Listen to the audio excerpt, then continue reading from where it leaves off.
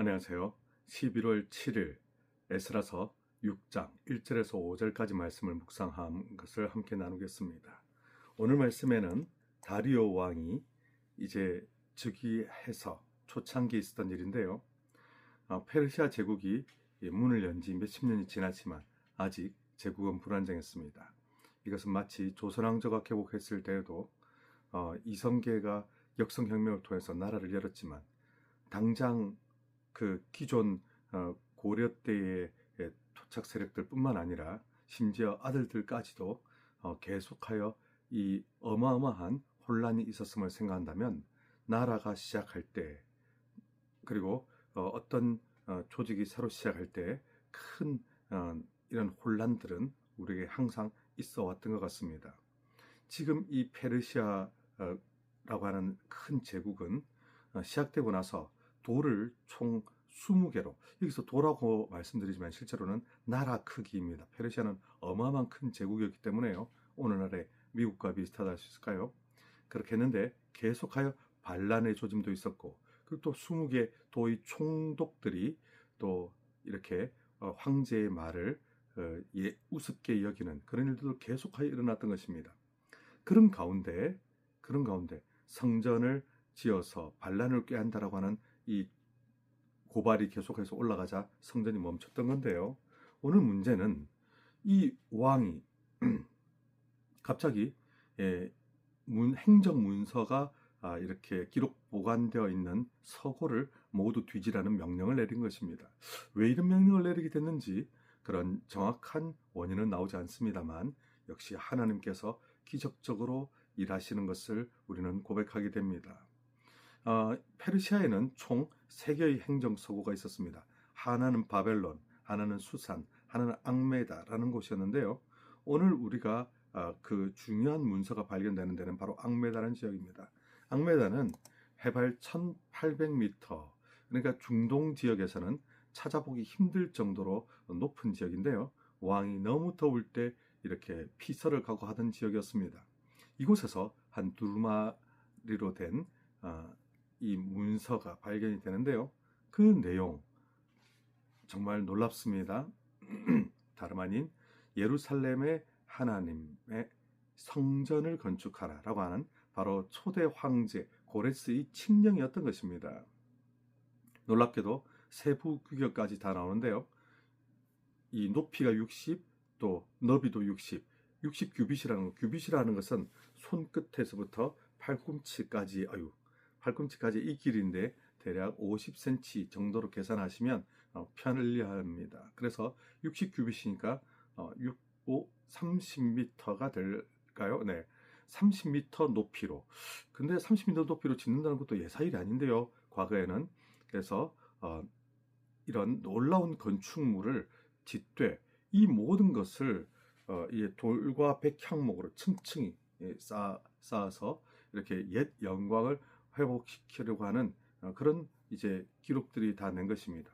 놀랍게도 오늘 다리오 왕은 이에 대하여 모든 그 건축에 드는 비용조차도 다 왕궁의 재산으로 비용을 대도록 합니다.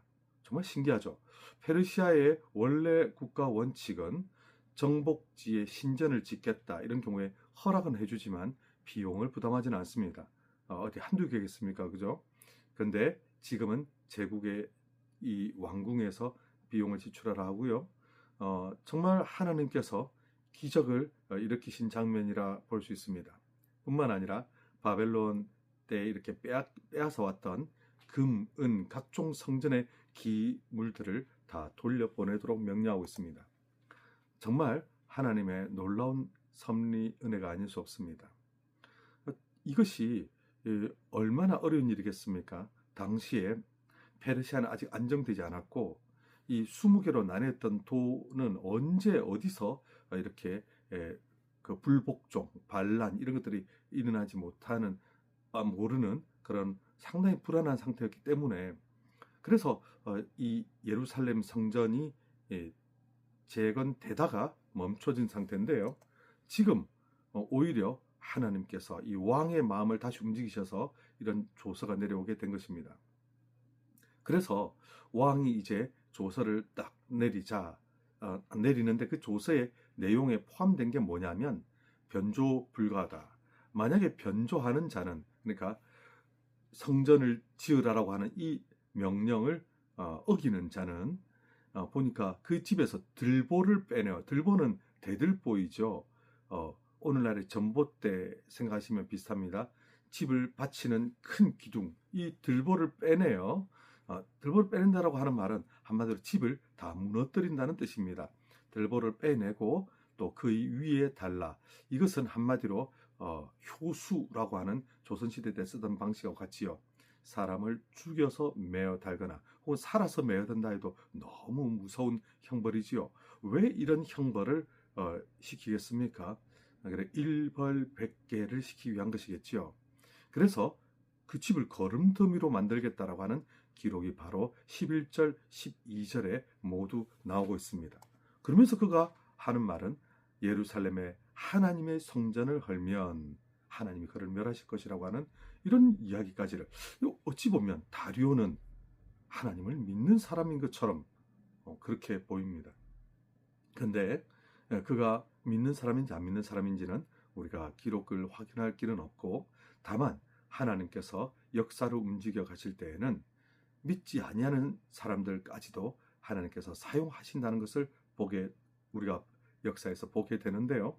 결국 다리오도 그렇게 하나님으로부터 쓰임받았다 우리는 볼 수 있습니다. 그러면서 그는 하늘의 하나님을 끊임없이 강조를 하고, 그리고 제사에 필요한 모든 제물, 숫송아지, 수양, 어린 양, 밀, 소금, 포도주, 기름까지 모두 다 공급하도록 명령을 합니다. 이것은 단순하게 허락하고 말고의 문제가 아니라 진정 필요한 모든 것을 하나님께서 채워주시는 섭리, 능력에 해당되는 것입니다. 정말 놀랍지요. 그래서 하나님께서는 이 예루살렘 성전을 건축하는 데 있어서 놀라운 하나님의 은혜와 역사를 지금 드러내고 계신 것입니다.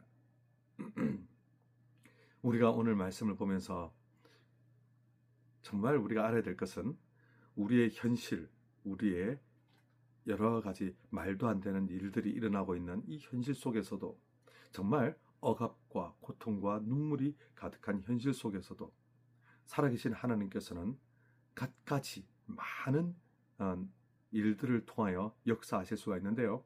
특히 오늘은 보니까 왕에게 갑자기 행정서고를 뒤지라라고 하는 이 명령을 내리게 하시고, 저 멀리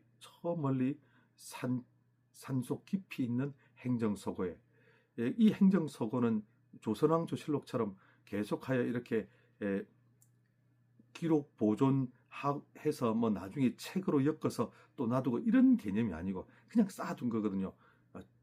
쭉쭉쭉쭉 쌓아놓고 쭉쭉쭉 쌓아놓고 해서 먼지가 켜켜이 이렇게 앉아있는, 누구도 잘 찾지 않는 그냥 이 행정서고 창고였는데, 그 속에서 먼지를 먹고 있던 문서 하나를 하나님께서는 갑자기 빛을 그곳에 발하시고, 그 문서가 이상한 문서가 하나 발견되네 해가지고 그것을 보존하는 관리가 읽고, 이런 것은 왕에게 보고를 드려야 돼서 손을 거쳐 왕에게까지 오게 하시는 이 모든 섭리가 다 하나님의 손길임을 우리는 보게 됩니다. 정말 놀랍게도 잊혀졌던 문서, 그것이 왕의 손에 오게 되지요. 이것은 마치 에스더서에서 갑자기 한밤중에 왕이 잠이 오지 않아서 옛날 역사 기록을 읽어보라고 내시에게 명령했다가 갑자기 잊혀졌던 사건 하나가 이렇게 드러나는 것과 같은 하나님의 위대한 손길을 다루고 있습니다. 가만 보면 정말 우리의 인생, 내 삶에 오래된 상처와 실패, 그리고 험난한 상황들이 우리는 분명히 있습니다. 근데 하나님은 하나님의 언약에 따라 하나님의 놀라운 회복을 그 가운데서도 일으키시죠. 너무나 놀랍게 기적적으로 하나님께서 일하십니다. 하나님께서 일하실 때 사용하시는 것들을 가만 보면 시스템, 행정, 경제, 군사조차도 하나님께서는 모두 아름답게 사용하시게 되는 것입니다. 우리는 그래서 하나님을 의지할 때 하나님께서 진정 역사하신다라는 것을 우리는 다시 보게 됩니다. 이 하나님의 위대하신 손길 안에서 참된 안식과 위안과 행복을 누리는 저와 여러분 되시기를 축복합니다. 승리하십시오.